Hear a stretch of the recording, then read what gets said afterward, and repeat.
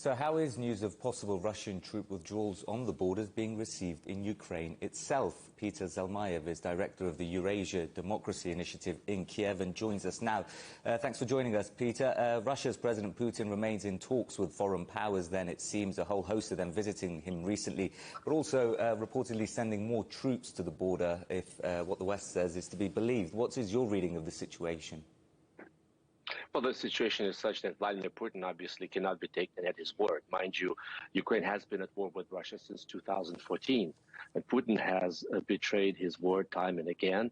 And now that he has what looks like suffered a tactical setback, having probably calculated and decided that an invasion of any sort would not be in his interest, he's trying to continue trying to achieve his goal through other means. And his goal is continuing to keep Ukraine on a short leash and prevent it from moving ever closer towards NATO and towards the European Union. Already, we heard yesterday that the Russian Duma has voted to recognize the so-called republics of Luhansk and Donetsk. And there was a pretty large cyber attack against the websites of two major banks and the defense ministry. So it ain't over till it's over. What we're witnessing is probably not the beginning of the end, but rather the end of the beginning. And you mentioned NATO there, Peter. 2 days of talks underway in Brussels. Given how important NATO is in Russia's version of events as well as the West, what are your expectations out of there?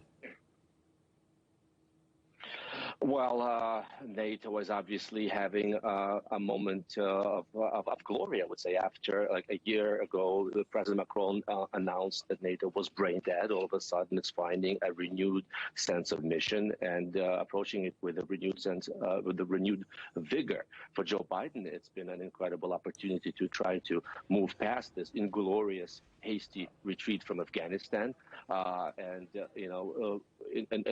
project strength to the rest of the world, but mostly to the allies, that we're still part of the Western world. We still have the resolve to stand together when the need comes, when the push comes to shove. And NATO has drawn a red line, and that is we will not compromise on our policy of open doors.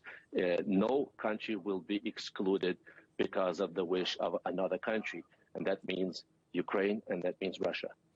And just lastly then, given where you are, what's the sentiment on the streets of Kiev then, given that these tensions with Russia and Ukraine have lasted for almost 8 years now in terms of conflict? How is the public reacting? Well, let's not exaggerate the tension or the panic that was here in Ukraine, because it's simply hasn't been the same amount of alarmism about an impending Russian invasion or an imminent Russian invasion that we saw coming from Western capitals, including from Washington specifically.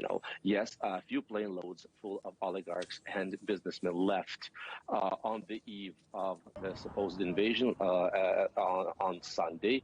And now that we heard that Russia may be retreating, several of them have announced plans to come back. So there is a sense that Ukraine may be in for a breather, a little, break, but no one is under illusion that, once again, that this is over. This may last well into 2022 and beyond.